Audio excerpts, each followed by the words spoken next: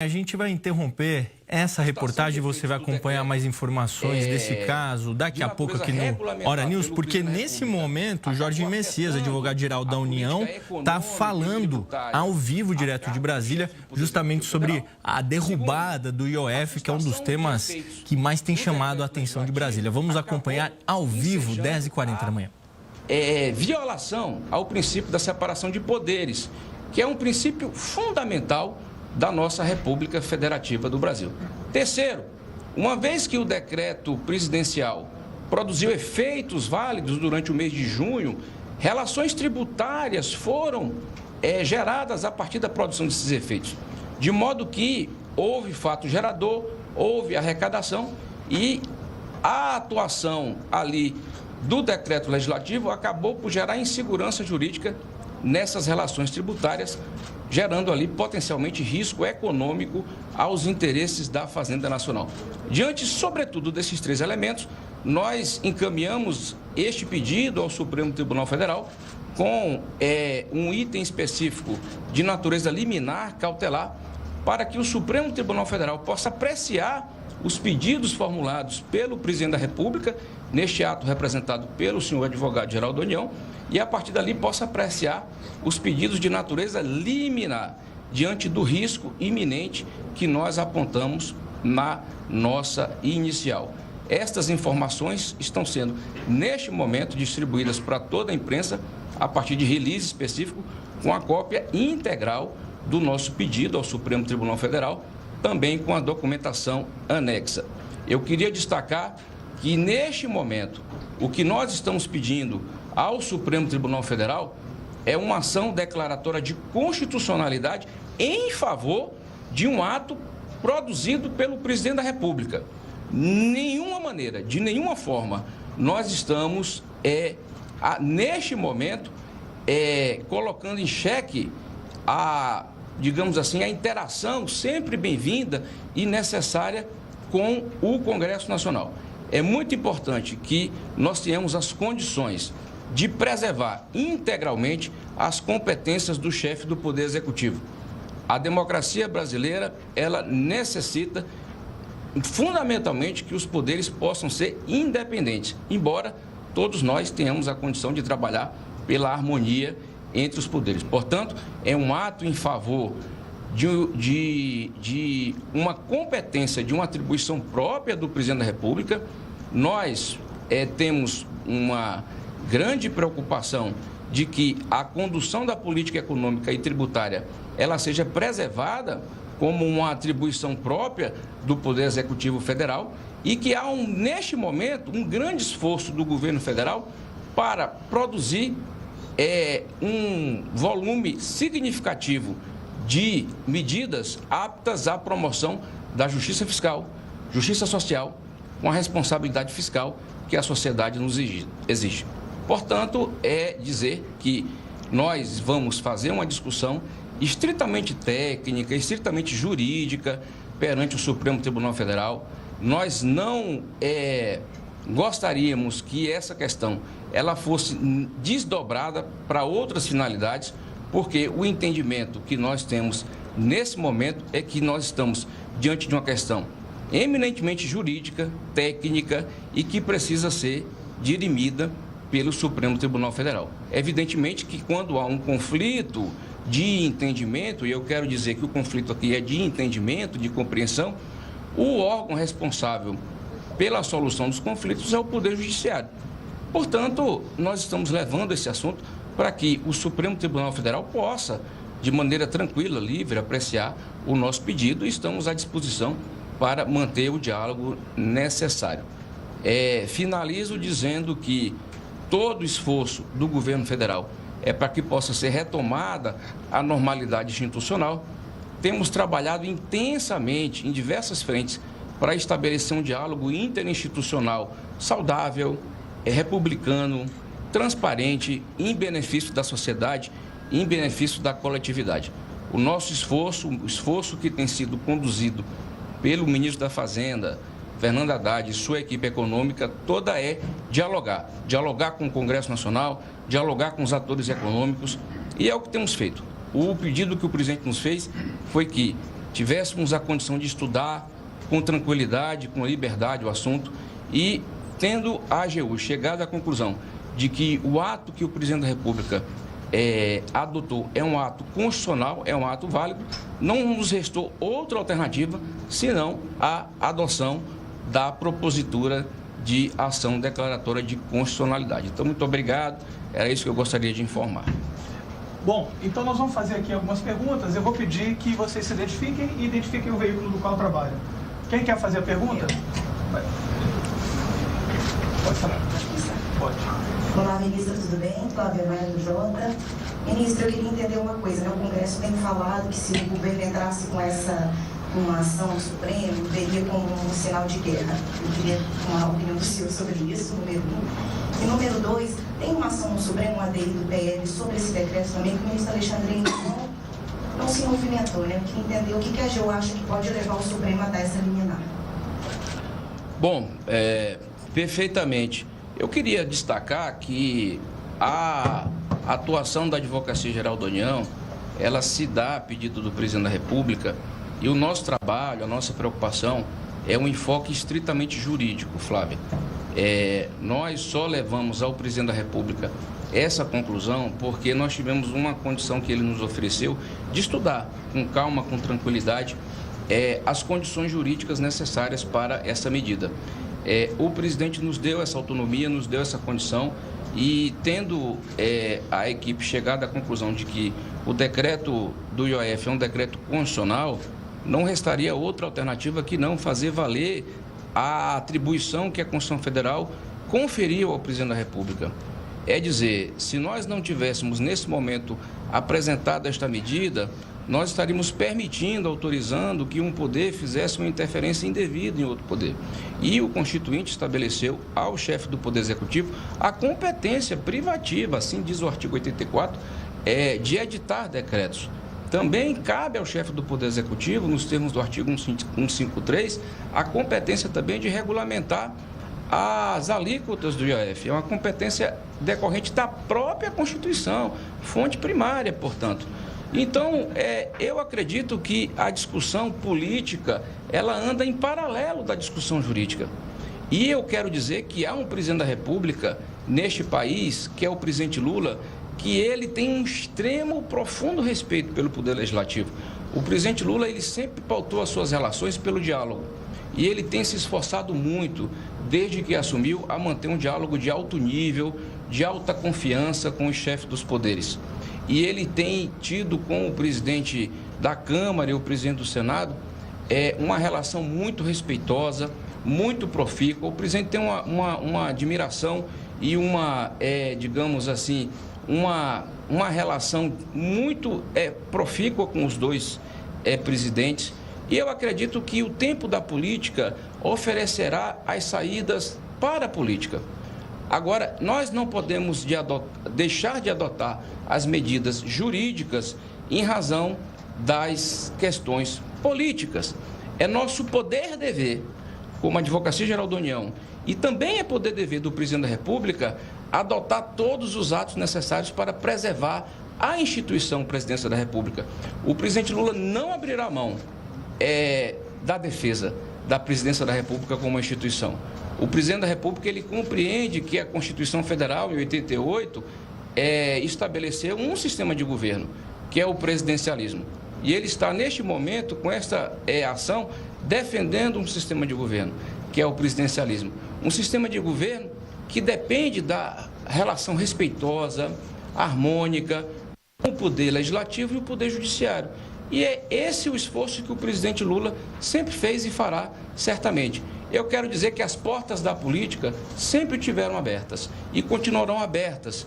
Neste momento, a ministra Gleisi Hoffmann, a nossa ministra-chefe das Relações Institucionais, ela tem mantido contatos diretos com as lideranças partidárias, buscou o chefe das duas casas. Aliás, eu queria informar que esta medida, ela só foi adotada após a comunicação direta das nossas lideranças, da nossa ministra-chefe da Secretaria de Relações Institucionais, ao chefe das duas casas. Então, eles foram previamente informados da decisão do presidente da República e o que nós estamos realizando aqui, na verdade, é um ato absolutamente necessário com uma preocupação e um enfoque estritamente jurídico. Jurídico é um aspecto que não pode ser desconsiderado ante a política. Obviamente que há um espaço da política e também há um espaço do direito. Neste momento, falará o direito. Obviamente que a política poderá chegar a soluções próprias, poderá chegar a arranjos próprios, e tudo isso é legítimo. E o Poder Executivo está aberto a manter um diálogo em alto nível com todos os chefes de poderes.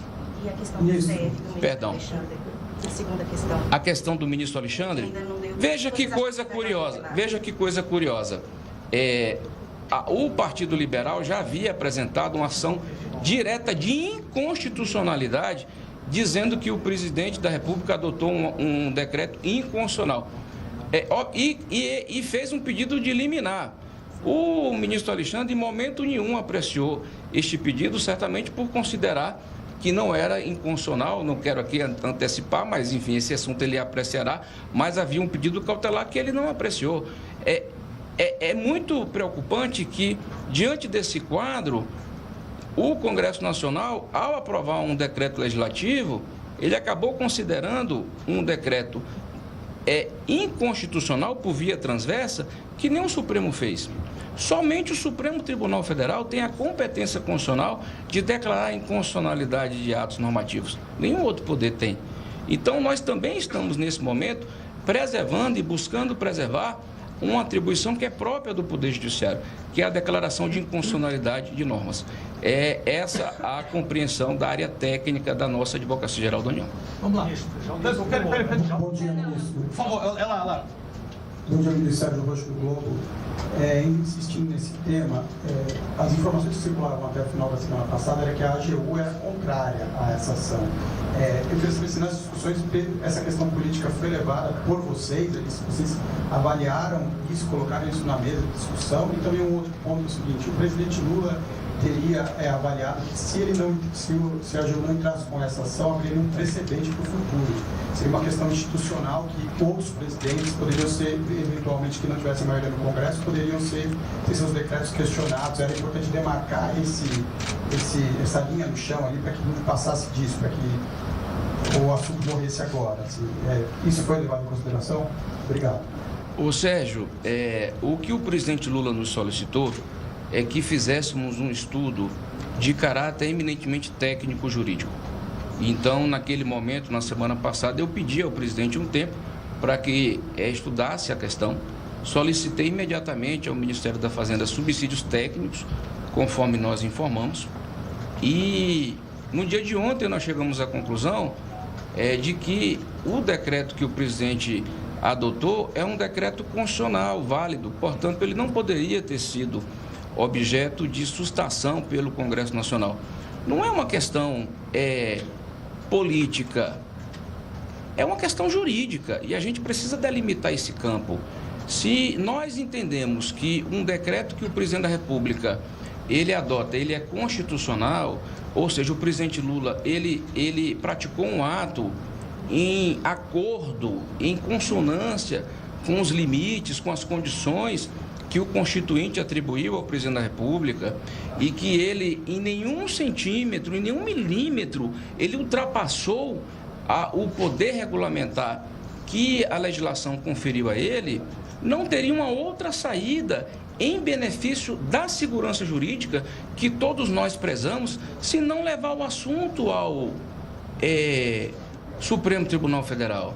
E a gente tem que ter clareza e compreensão de que o mundo da política tem seus signos, tem o seu tempo, tem os seus ritos, e nós temos um profundo respeito pela política.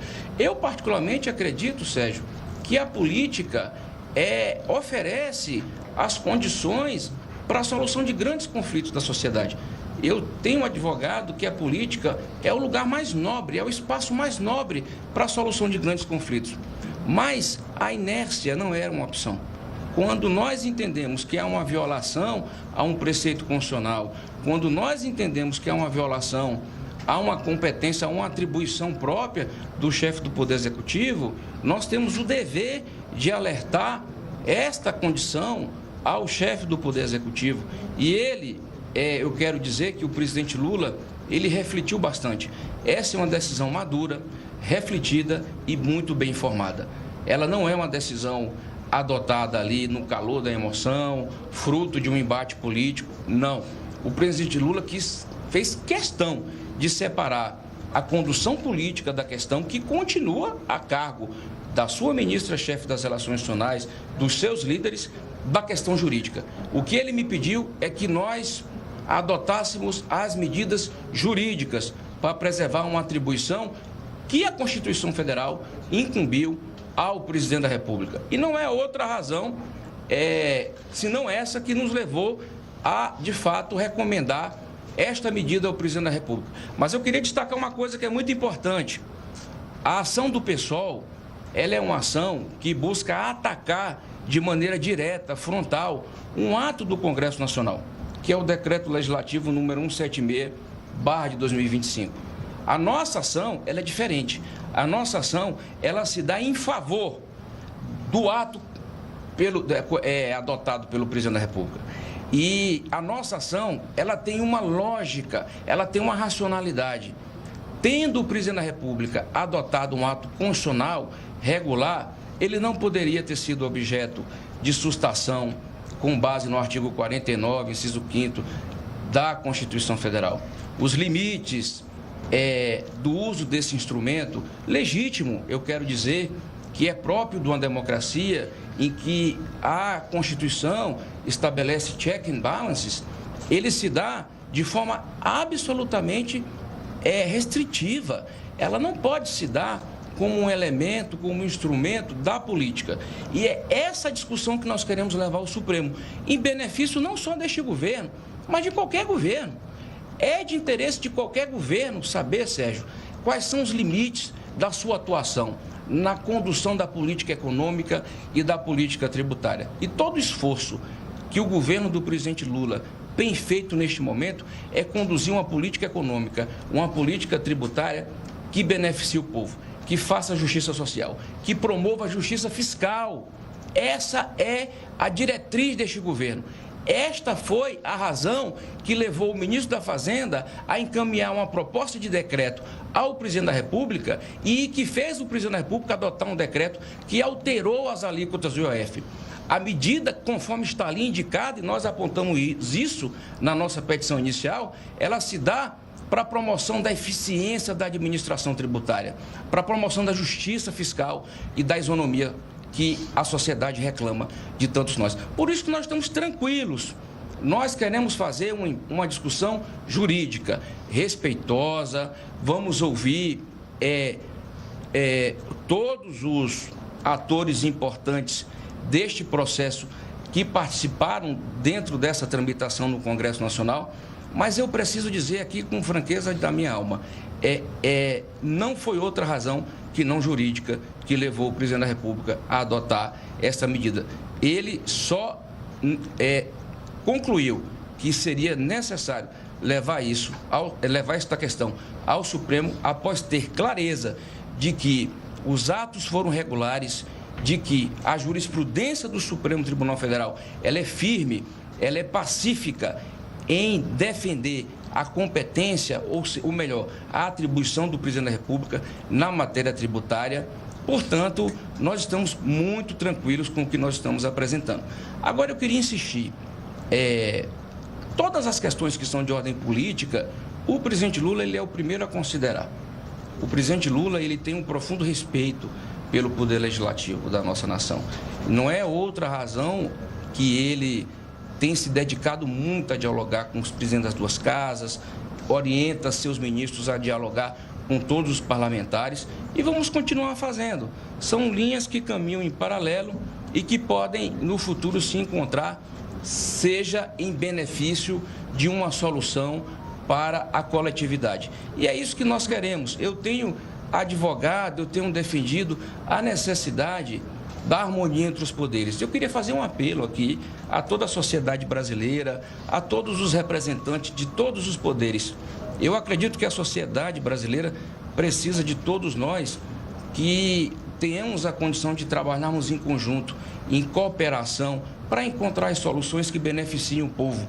Os conflitos, quando eles são colocados, As interdições de ordem política que são apresentadas muitas vezes, elas operam em desfavor da sociedade.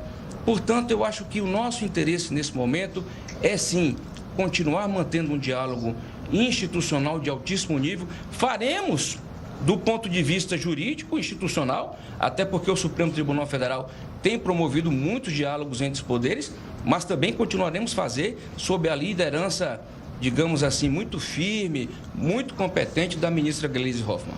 Uma última pergunta, tá, gente? Aqui, o colega aqui que tinha pedido. Oi, ministro. Bom dia. Fernanda, do Times Brasil CNBC. É o seguinte, esse decreto que foi derrubado pelo Congresso Nacional havia sido acordado com a Câmara e com o Senado numa reunião extraordinária que aconteceu no domingo à noite. E, além disso, definir as alíquotas do IOF é uma prerrogativa do Executivo. Qual que é a sua avaliação, né? Se essa recalibragem das alíquotas havia sido acordada com a Câmara e com o Senado, é uma prerrogativa do Poder Executivo definir essas alíquotas? Qual que é a sua avaliação do Congresso ter tomado essa decisão, né, de pautar o PDL e derrubar o decreto do governo federal? Fernanda, como eu tenho dito, o presidente Lula orienta todos os seus ministros a dialogar com o Congresso Nacional. Como você bem lembrou, o decreto 12.499 de 2025, ele foi fruto exatamente de um diálogo que o ministro da Fazenda, Fernando Haddad, a ministra das Relações Institucionais, Gleisi Hoffmann, teve com os líderes partidários, conduzido ali muito bem mediado pelo chefe das duas casas legislativas. O entendimento do Ministério da Fazenda e do Poder Executivo é que o decreto, ele representaria, o novo decreto, é bom dizer, ele representaria o fruto desse entendimento. Portanto, a surpresa, de fato, ocorreu quando o Congresso Nacional resolveu adotar esta medida. Mas, evidentemente, que nós não podemos nos pautar exatamente pela questão eminentemente política que levou o Congresso Nacional a adotar essa medida. Porque, de qualquer forma, o presidente da República ele só editou o decreto que alterou a alíquota do IOF porque o ministro da Fazenda apresentou a ele razões de ordem econômica, tributária, regulatória, ou seja, extrafiscal, que deixou ali ao presidente uma condição legítima, válida, para a adoção do decreto presidencial. De forma que o decreto do presidente da República ele é um decreto constitucional. Ele foi ali editado dentro daquilo que a Constituição Federal, que o próprio Código Tributário Nacional, artigo 65, conferiu ao chefe do Poder Executivo. E é essa a questão que a gente precisa discutir. O presidente da República, ele tem muitas atribuições, muitas responsabilidades que são atribuídas a ele pela Constituição Federal. E o presidente Lula, ele tem um profundo respeito, uma preocupação profunda em preservar todas as atribuições que a Constituição, de fato, comete ali ao chefe do Poder Executivo. Porque a responsabilidade perante o povo brasileiro, a responsabilidade perante a sociedade na condução dos negócios públicos a cargo do Estado brasileiro, como mandatário primeiro da nação, é dele. A sociedade cobra do presidente da República as respostas fiscais, a sociedade brasileira cobra do presidente da República as medidas necessárias para a promoção de justiça social. E então, evidentemente, que tendo sido cometido ao presidente da República esta atribuição, ele tem todo o interesse e o interesse legítimo de zelar por essa atribuição presidencial. E ele fará isso sempre que necessário. Agora, eu quero fazer aqui um último apelo. Nós, na realidade, estamos conduzindo uma discussão jurídica necessária porque é importante que nós tenhamos condição de voltar à normalidade institucional. E, na minha opinião, a normalidade institucional ela só será resgatada com a volta do decreto presidencial, com a retomada de uma atribuição própria do presidente da República. Isso não significa que o processo político que tem, repito, seu rito, tem seus signos, ele não possa ser conduzido de uma forma importante, necessária nesse processo. Eu acho que a política ela oferece muitas soluções para o nosso país. E o presidente Lula é um presidente que se dedica muito a cumprir um mandamento constitucional, que é a busca pela harmonia entre os poderes.